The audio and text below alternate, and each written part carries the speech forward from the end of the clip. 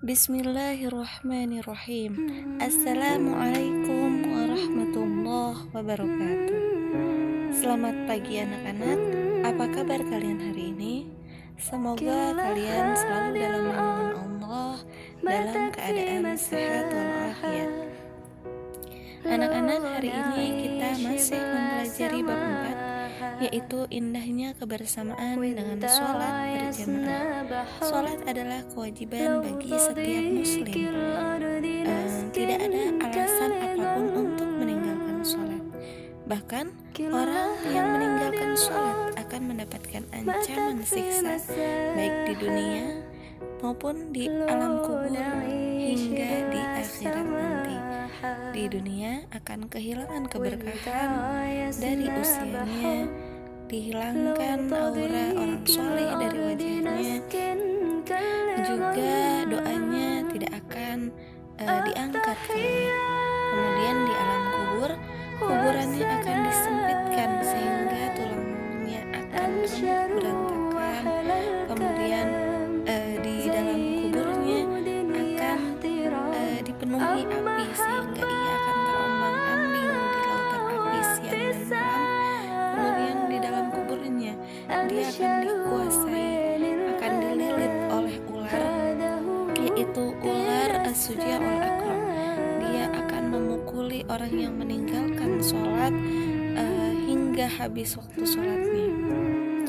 Kemudian siksa yang akan didapat di alam akhirat, yang pertama, hisabnya akan berat. Kemudian pastinya akan mendapatkan murkanya Allah, dan tentunya yang terakhir itu masuk ke dalam neraka, yaitu neraka sakor. Nah anak-anak, lebih dari itu, sholat yang merupakan kewajiban kita akan lebih baik jika kita lakukan secara berjamaah. Nah, sholat berjamaah akan kita bahas pada bab ini. Tujuan pembelajaran kita hari ini, yang pertama, kalian mampu menyebutkan dalil naqli tentang sholat berjamaah. Yang kedua, kalian mampu menyebutkan syarat sah sholat jamaah, syarat menjadi imam, dan syarat menjadi makmum. Yang ketiga, kalian mampu memahami makmum masbuk dan tata cara menjadi makmum masbuk. Yang keempat, kalian mampu menyebutkan hikmah sholat berjamaah dan halangan yang memperbolehkan kita tidak melakukan sholat berjamaah.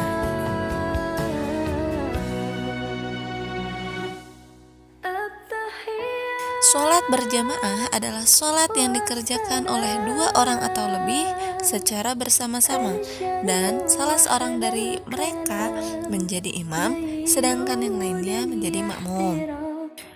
Sholat 5 waktu yang kita lakukan sangat dianjurkan untuk dikerjakan secara berjamaah, bukan sendiri-sendiri atau munfarid.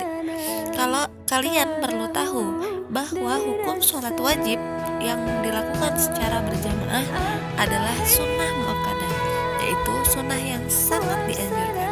Bahkan sebagian ulama mengatakan bahwa sholat berjamaah hukumnya adalah fardu kifayah. Dalil naqli tentang sholat berjamaah yaitu terdapat pada sebuah hadis yang berbunyi, "An Ibnu Umar qala Rasulullah sallallahu alaihi wasallam, sholatul jama'ati tafdulu ala sholatil fardhi bi 27 darajah." Rahul Bukhari wa Muslim. Dari Ibnu Umar radhiyallahu anhu, Rasulullah sallallahu alaihi wasallam bersabda, sholat berjamaah lebih utama dibandingkan sholat sendirian dengan 27 derajat. Hadis riwayat Bukhari dan Muslim. Adapun syarat sah sholat berjamaah, yaitu apabila memenuhi syarat sebagai berikut. Yang pertama, ada imam. Yang kedua, makmum berniat untuk mengikuti imam. Yang ketiga, sholat dikerjakan dalam satu majelis. Dan kemudian yang keempat, sholatnya makmum sesuai dengan sholat imam. Kemudian syarat untuk menjadi seorang imam atau pemimpin dalam sholat, yang pertama, mengetahui syarat dan rukun serta perkara yang membatalkan sholat. Yang kedua, harus fasih dalam membaca ayat-ayat Al-Quran. Kemudian yang ketiga, harus yang paling luas wawasan agamanya dibandingkan yang lainnya. Kemudian yang keempat, berakal sehat. Yang kelima, harus sudah balik. Yang keenam, berdiri pada posisi paling depan. Yang ketujuh, harus seorang laki-laki. Namun perempuan juga boleh menjadi imam jika makmumnya harus perempuan semua. Dan yang terakhir, tidak sedang bermakmum kepada orang lain.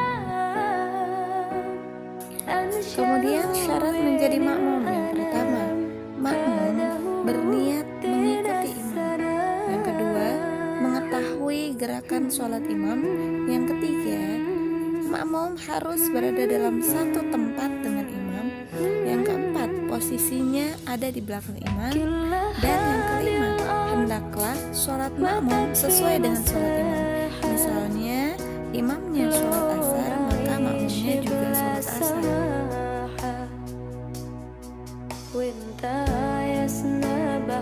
Makmum masbuk adalah makmum yang tidak sempat membaca surat Al-Fatihah bersama imam di rakaat pertama. Lawan katanya adalah makmum muwafiq, yaitu makmum yang dapat mengikuti seluruh rangkaian sholat berjamaah bersama dengan imam. Nah, ilustrasi dari makmum masbuk pertama, pada saat makmum datang untuk berjamaah sholat asar, imam masih berdiri pada rakaat pertama. Kemudian makmum berniat takbiratul ihram dan membaca Fatihah. Namun sebelum si makmum ini selesai membaca Al-Fatihah, ternyata imam sudah ruku. Maka dalam keadaan ini, makmum harus segera ikut ruku mengikuti imam tanpa harus menyelesaikan bacaan Al-Fatihahnya. Makmum semacam ini masih dinyatakan mendapatkan seluruh rakaat bersama imam. Jadi pada saat imam menutup sholat dengan salam, makmum boleh ikut salam. Kemudian ilustrasi yang kedua, pada saat makmum datang untuk berjamaah sholat asar, imam sedang ruku untuk rakaat pertama. Makmum ini berniat, kemudian takbiratul ihram, membaca Al-Fatihah meski hanya satu ayat, karena Al-Fatihah itu adalah bacaan wajib. Kemudian makmum ini segera ruku mengikuti imam tanpa harus menyelesaikan bacaan Al-Fatihah.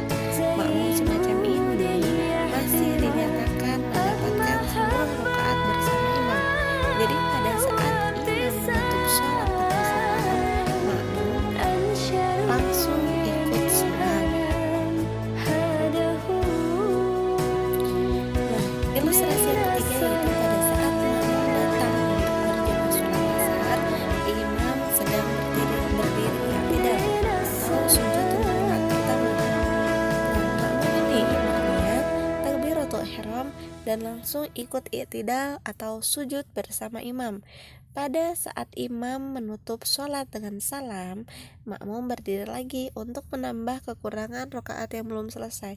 Jadi rakaat yang si makmum ini ikuti langsung i'tidal itu tidak dihitung sebagai kesempurnaan rakaat. Jadi dianggap belum melaksanakan rakaat tersebut. Tata cara sholat berjamaah berdasarkan ketentuan di atas. Praktik sholat wajib berjamaah adalah sebagai berikut. Yang pertama, sholat berjamaah diawali dengan azan dan iqamah. Tetapi kalau tidak memungkinkan, cukup dengan iqamah saja. Jadi ketika akan sholat berjamaah tidak dilakukan di awal waktu berjamaah atau tidak dilakukan di masjid, maka yang dilakukan hanya iqamah saja. Kemudian barisan sholat atau shaf di belakang imam diisi oleh jamaah laki-laki, sementara jamaah perempuan berada di belakangnya. Berikut akan ibu tampilkan gambaran posisi imam dan makmum.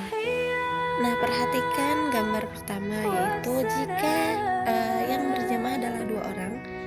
Nah, yang imam posisinya di depan lebih sedikit di depan daripada makmumnya. tapi si makmum bukan benar-benar di belakang imam, tapi di samping, lebih ke belakang sedikit dari imam. Nah, di gambar kedua, jika ketika sedang berjamaah berdua kemudian ada makmum lain yang datang, maka makmum yang pertama ini diharuskan untuk mundur. Jika si makmum pertama ini tidak sadar ada yang datang, maka si makmum yang baru datang ini perlu untuk menepuk pundak atau bahu dari makmum yang pertama ini dan diajak untuk mundur dan sejajar di belakang imam. Kemudian yang ketiga, jika ada makmum lain yang datang lagi, diperintahkan untuk mengisi di bagian kiri kanan lurus dengan si imam. Begitu juga dengan yang keempat, jika makmumnya lebih dari 3, maka mengisi ke kanan dan ke kiri.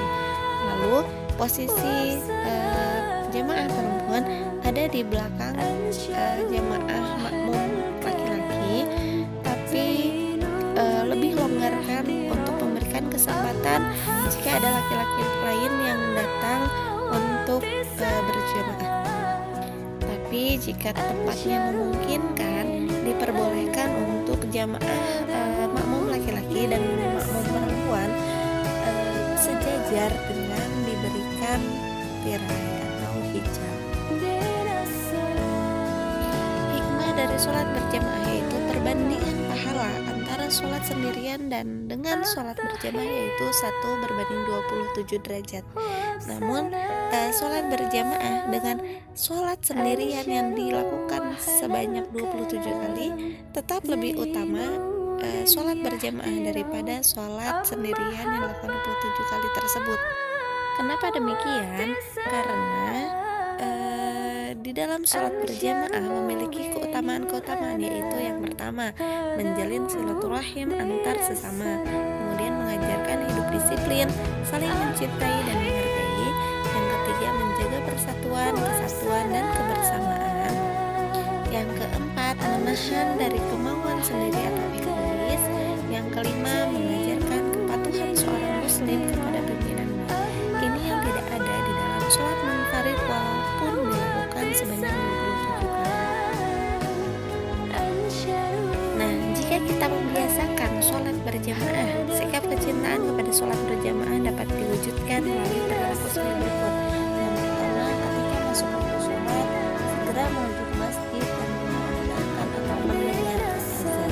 Kemudian yang kedua, ketika mendengar azan, segera menuju masjid. Yang ketiga, mengajak teman-teman untuk sholat berjamaah. Yang keempat, suka menjalin tali silaturahmi antar sesama di masjid. Yang kelima, senang mendatangi majelis taklim untuk menuntut ilmu. Yang keenam, tidak suka membeda-bedakan status sosial seseorang karena kedudukannya sama di hadapan Allah SWT. Ketujuh, bersikap demokratis, taat kepada pimpinan selama tidak melakukan kesalahan. Apabila pemimpin salah, kita wajib mengingatkan ke jalan yang benar, termasuk di dalam taat kepada kedua orang tua dan guru. Yang kedelapan, menjaga persatuan, kesatuan, dan bersikap demokratis. Sholat berjamaah adalah suatu yang sunnah muakkadah atau sangat dianjurkan. Ada beberapa hal yang menjadikan sholat berjamaah boleh ditinggalkan, kemudian melakukan sholat secara sendirian atau munfarid. Faktor-faktor yang menjadi halangan yang memperbolehkan kita meninggalkan sholat berjamaah adalah: yang pertama, hujan yang mengakibatkan susah menuju ke tempat sholat berjamaah. Hanya hujan yang mengakibatkan susah, bukan setiap hujan jadi membuat kita boleh untuk meninggalkan sholat berjamaah. Yang kedua, angin kencang yang sangat membahayakan. Yang ketiga, sakit yang mengakibatkan susah berjalan menuju ke tempat sholat berjamaah. Yang keempat, sangat ingin buang air besar atau buang air kecil yang tidak dapat ditunda sehingga kita harus mendahulukan hajat kita sebelum melaksanakan sholat berjamaah. Yang kelima, karena baru makan makanan yang dan baunya sukar untuk dihilangkan seperti bawang, petai, dan jengkol.